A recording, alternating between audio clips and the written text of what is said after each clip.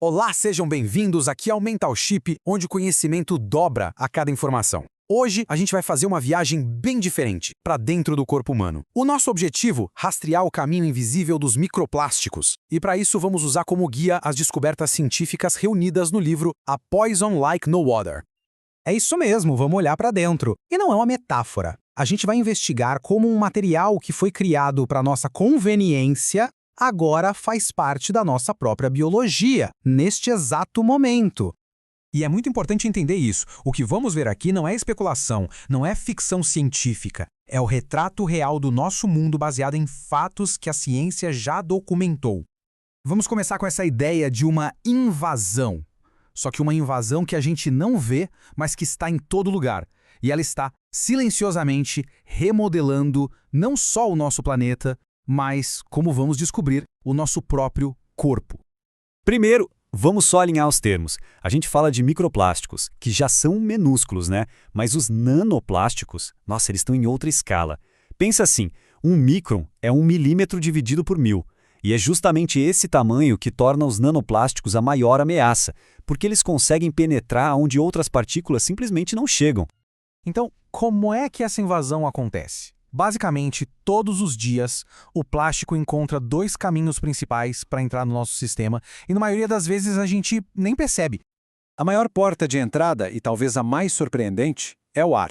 Partículas de plástico que vêm dos oceanos, dos rios, até do desgaste de pneus de carro, são lançadas na atmosfera.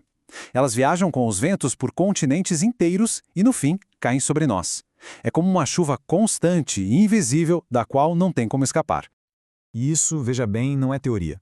A prova de que o problema é global é inegável. Os cientistas encontraram essas partículas nos lugares mais remotos e puros do planeta.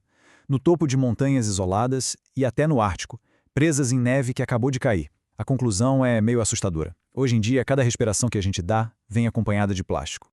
A segunda porta de entrada é a nossa boca. A gente não só respira, como também come e bebe microplásticos todos os dias. Os estudos já encontraram partículas em praticamente tudo, de sal marinho em mel até cerveja e água de garrafa. Até mesmo as frutas e os vegetais podem absorver essas partículas do solo. E o perigo aumenta, e muito dentro de casa.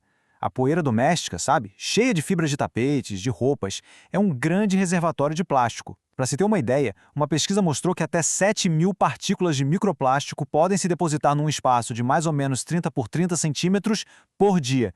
Essa poeira contamina nossa comida e o ar que a gente respira ali dentro.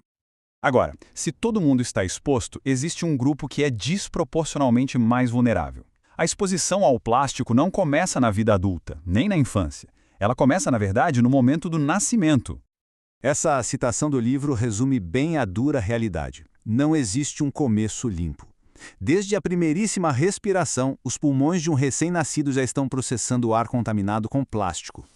E existem motivos bem específicos para essa vulnerabilidade.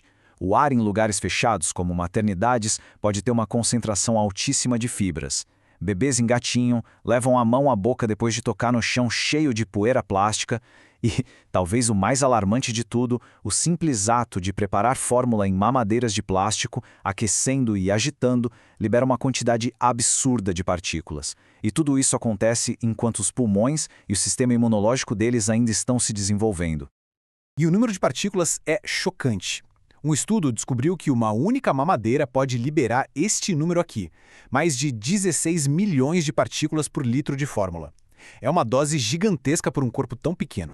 Ok, uma vez que o plástico entra, para onde ele vai? A jornada não acaba nos pulmões ou no estômago, não. As partículas menores começam uma viagem muito mais profunda, alcançando os lugares mais protegidos do corpo humano. Nos pulmões, as fibras que a gente inala não são simplesmente jogadas para fora. Elas podem se alojar bem fundo nos tecidos e ficar por lá por anos. Estudos de autópsia já encontraram essas fibras em tecido pulmonar e, o que é bem preocupante, dentro de tumores, o que sugere uma possível ligação que ainda está sendo investigada. O plástico que a gente come também pode migrar. Partículas pequenas o suficiente, principalmente os nanoplásticos, conseguem atravessar a barreira do intestino e cair na corrente sanguínea. E uma vez no sangue, elas têm uma via expressa para qualquer órgão do corpo. E aqui a gente chega numa das descobertas mais chocantes da pesquisa. A placenta, aquela barreira projetada para ser super seletiva e proteger o feto, Pois é, foi provado que os microplásticos conseguem atravessá-la. Isso mostra que a exposição não começa no nascimento, ela começa na gestação. E a prova definitiva dessa transmissão dentro do útero vem da análise do mecônio, que são as primeiras fezes de um bebê.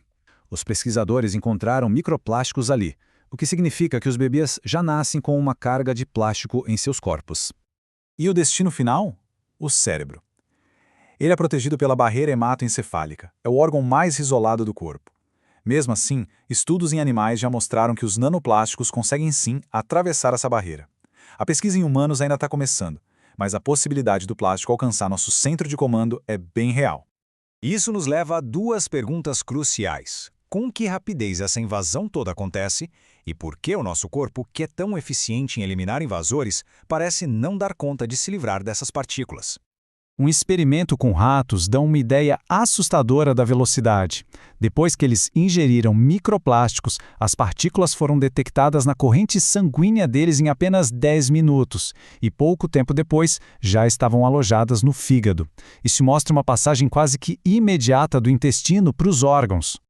E por que elas ficam? Bom, diferente de materiais biológicos, o plástico é um corpo estranho.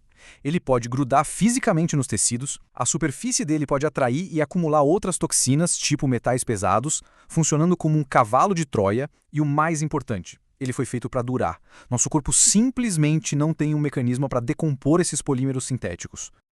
Então, vamos recapitular o que a gente viu aqui. A exposição ao microplástico é constante, pelo ar e pela comida. Ela começa antes mesmo do nascimento, sendo os bebês o grupo mais vulnerável. E uma vez dentro do corpo, o plástico não só passa por nós, ele viaja, atravessa barreiras e se aloja nos nossos órgãos mais importantes. E tudo isso numa velocidade impressionante.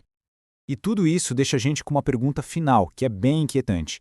Sabemos que uma garrafa de plástico pode levar centenas de anos para se decompor no meio ambiente. A grande questão que a ciência tenta responder agora é: uma vez que essas partículas se alojam nos nossos tecidos, elas também ficam lá por décadas? E o que isso significa para a nossa saúde a longo prazo? É algo para se pensar.